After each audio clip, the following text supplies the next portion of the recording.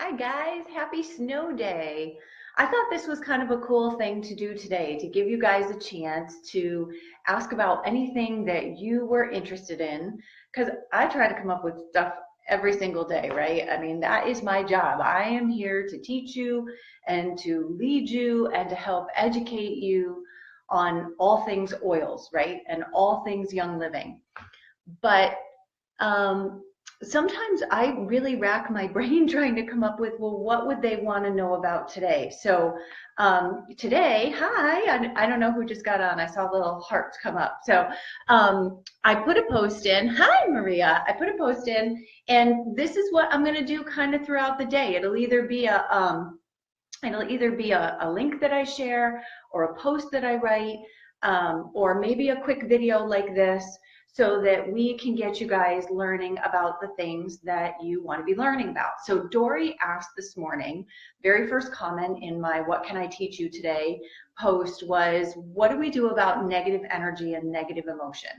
And I think that this is something that we all deal with.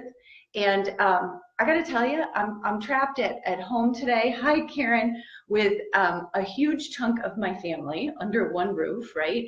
And we all have different personalities. And I gave a lot of consideration to what was going in my diffuser this morning. So, not saying that anyone that's here today, hi, Megan, is necessarily a negative thinker. And I'm not naming names.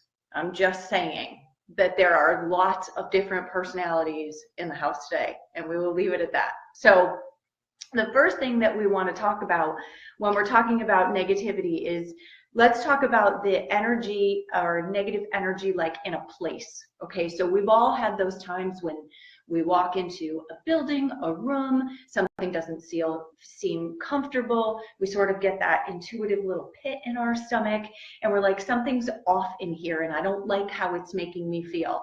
And sometimes those places are even in our own home.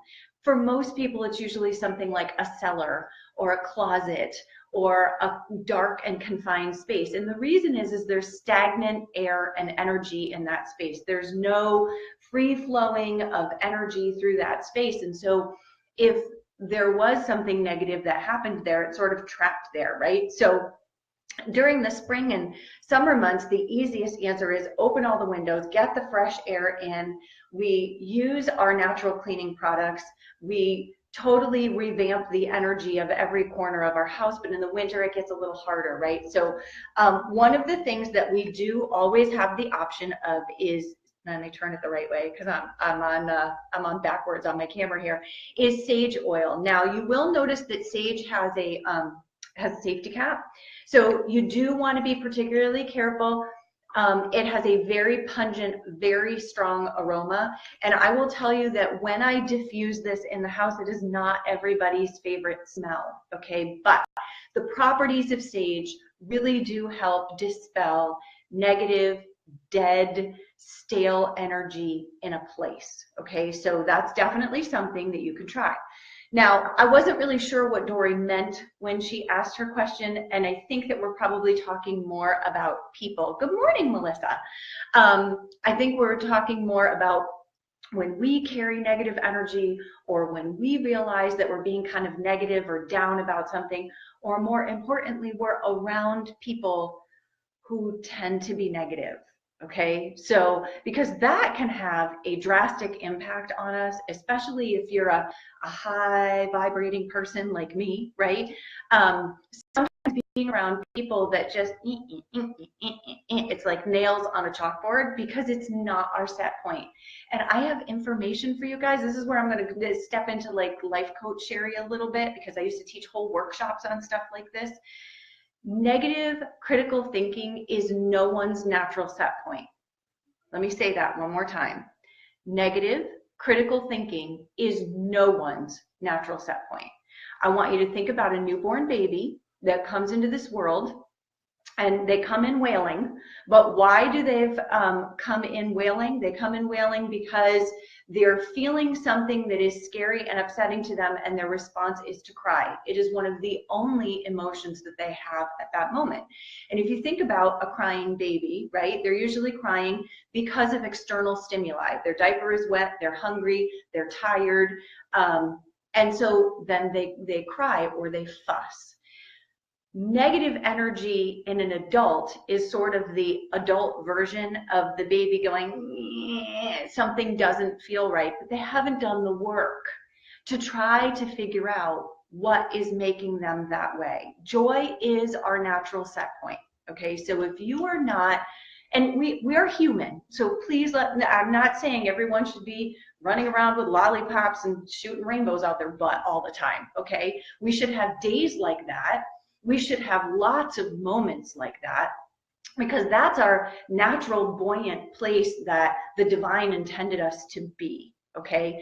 But we get exposed to stimuli that basically makes us feel like we have a wet diaper, or we're tired, or we're cranky, or we're hungry.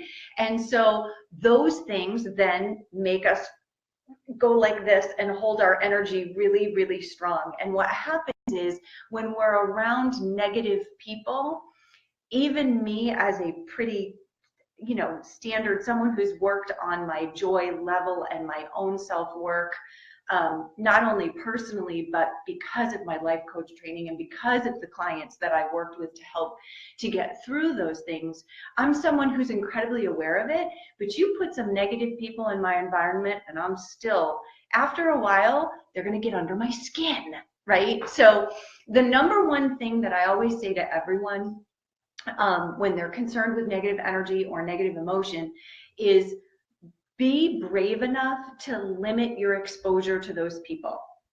Be brave enough. Now, I get it, because sometimes those people are our family, okay? Sometimes it's our mom, sometimes it's our spouse, sometimes it's our brother or our sister, sometimes it's someone we work very closely with that's in the cubicle right next to us, and there's limited things that we can do to change those parameters, at least in the immediate now. But if there is anything that you can do, be brave enough to do it.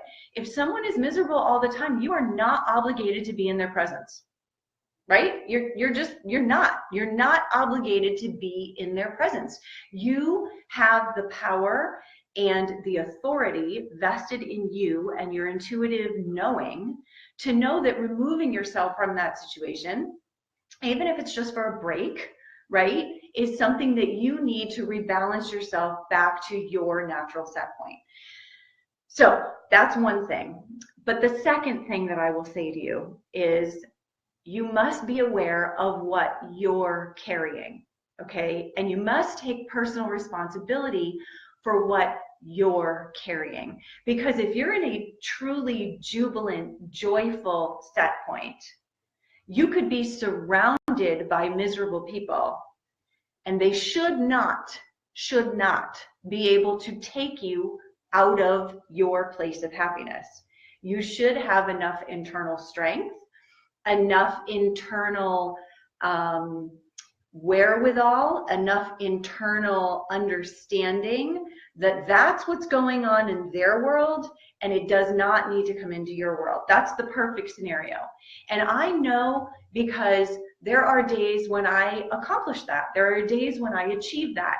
And then there are days when one of my family members will walk in the house, and immediately my head spins around, and I'm like, why are you so negative, right? And then I go, whoa, hold on a second, Sherry. You weren't really in such a good place if they so easily could pull you out, right? That's on me. That's not on them.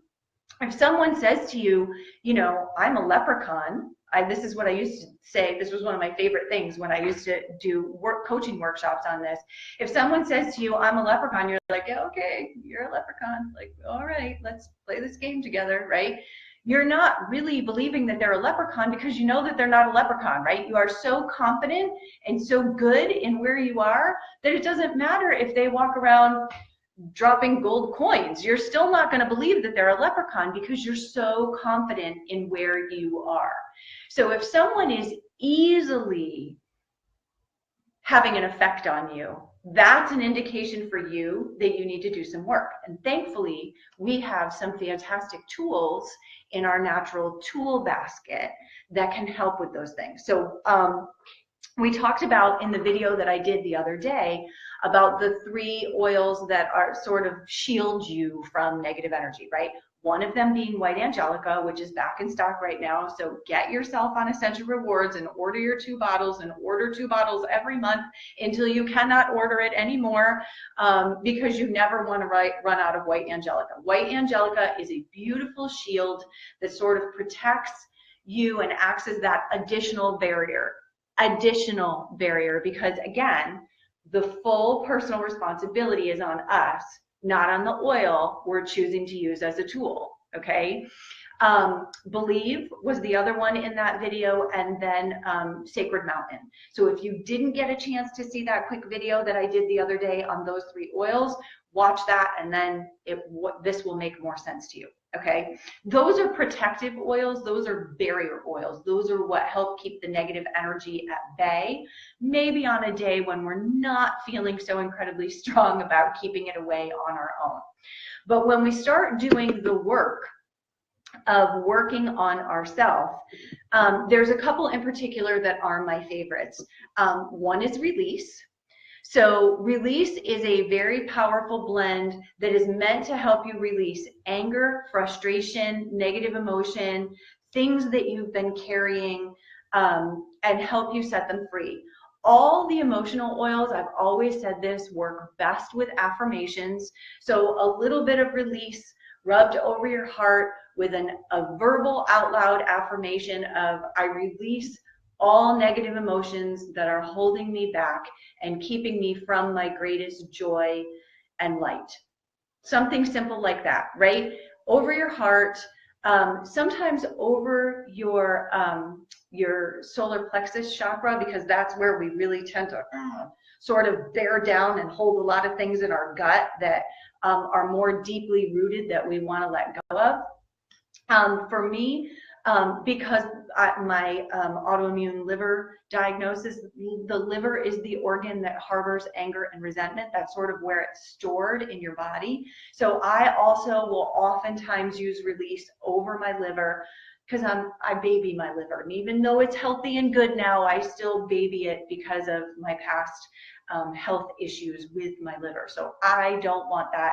I like Release on my liver. Okay. One of my other newer favorites, and I did not have this, I'm totally turning this the wrong way, is Sarah. I did not have this until a few months ago.